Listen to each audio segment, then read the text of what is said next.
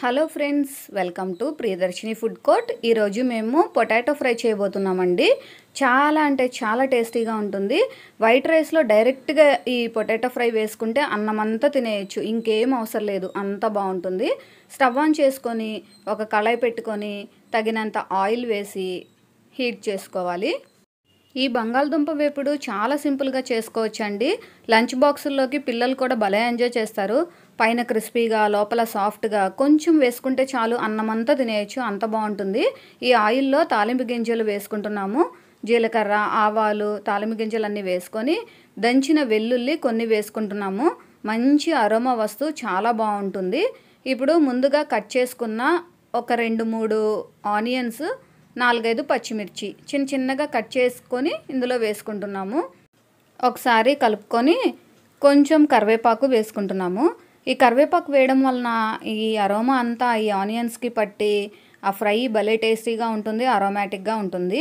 ఒకసారి బాగా కలుపుకున్న తర్వాత ఇందులో కొంచెం సాల్ట్ వేసుకుంటున్నాము.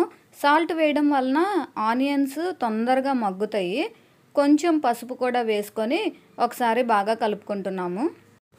ఈ వీడియో చూస్తున్న వాళ్ళు ఇంకా ఎవరైనా మన ఛానల్ని సబ్స్క్రైబ్ చేయకపోతే వెంటనే సబ్స్క్రైబ్ చేయండి.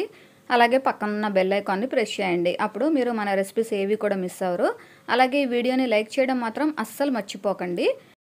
ఒక 3-4 పెద్ద బంగాళదుంపల్ని పైన పీల్ చేసుకొని చిన్న చిన్న ముక్కలుగా కట్ చేసుకొని సాల్ట్ వాటర్లో వేసి పక్కన పెట్టుకున్నాము.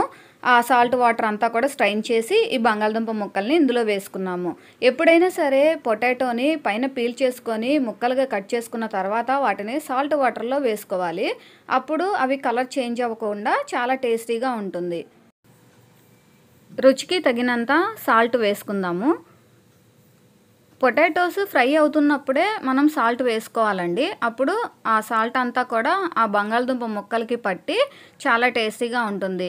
మనం ఫ్రై అయిపోయిన తర్వాత లాస్ట్లో సాల్ట్ వేసుకుంటే ఆ ముక్కలకి అస్సలు సాల్ట్ పట్టకుండా తీగా అస్సలు బాగోదు. మీడియం టు హై ఫ్లేమ్ మీద ఈ బంగాళదుంపని ఇలా కలుపుకుంటూ వేగనివ్వాలి. మనం లో ఫ్లేమ్ మీద కానీ వేయించుకున్నామంటే అది కొంచెం ముక్కగా ఉండకుండా చితికిపోతూ ఉంటుంది. అందుకని మీడియం టు హై ఫ్లేమ్ మీద మనం ఫ్రై చేసుకున్నామంటే ఆ పొటాటో ముక్కగానే ఉండి చాలా టేస్టీగా ఉంటుంది. అందుకని మేము మీడియం టు హై ఫ్లేమ్ మీద దీన్ని ఫ్రై చేసుకుంటున్నాము. మధ్యలో కలుపుకుంటూ ఫ్రై చేసుకోవాలి.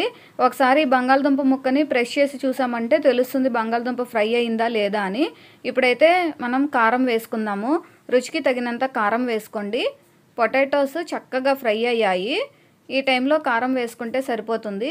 పచ్చి వాసన పోయే వరకు ఇలా కలుపుకుంటూ వేయించుకోవాలి. అసలు పొటాటోని ఇష్టపడని వాళ్ళంటూ ఎవరో ఉండరు కదండి. చూడండి, కలర్ఫుల్గా మంచి అరోమా వస్తూ అసలు ఎంత బాగుందో, ఎప్పుడెప్పుడు తినేయాలా అనిపిస్తుంది నాకైతే, అంత బాగుంది. కొంచెం వేసుకుంటే చాలండి, రైస్ మొత్తం కూడా ఈ పొటాటో ఫ్రైతోనే తినేయచ్చు, ఇంకేం అవసరం లేదు. ఒక్క పొటాటో ఉంటే చాలు, మనం వేడివేడిగా పొటాటో ఫ్రైని రెడీ చేసుకోవచ్చు. ఫైనల్గా ఫ్రెష్గా ఉన్న కొత్తిమీరని వేసుకుంటున్నాము. ఈ కొత్తిమీర వేయగానే అసలు ఆ ఫ్లేవరే మారిపోయిద్దండి, చాలా టేస్టీగా ఉంటుంది. ఒకసారి ఇలా బాగా కలుపుకొని స్టవ్ ఆఫ్ చేసుకొని సర్వింగ్ బౌల్లోకి తీసుకుందాం. చూసారు కదండి, టేస్టీ పొటాటో ఫ్రై రెడీ అయింది. పైన క్రిస్పీగా లోపల సాఫ్ట్గా, సాల్ట్ కారం అన్నీ సరిపోయి చాలా టేస్టీగా ఉంది. ఇందులోకి ఇంకా ఏం అవసరం లేదండి, డైరెక్ట్గా ఈ పొటాటో ఫ్రైని వేడి రైస్లో వేసుకొని తింటే ఎంత బాగుంటుందో చెప్పలేను. చిన్నపిల్లలు కూడా లంచ్ బాక్స్లోకి భలే ఇష్టంగా తింటారు. మీరందరూ తప్పకుండా మా ప్రాసెస్లో ఒకసారి ట్రై చేయండి. ట్రై చేసి మీకు టేస్ట్ ఎలా వచ్చిందో మాకు కామెంట్ చేయండి. ఈ రెసిపీ మీకు నచ్చినట్లయితే ఈ వీడియోని లైక్ చేయండి, షేర్ చేయండి.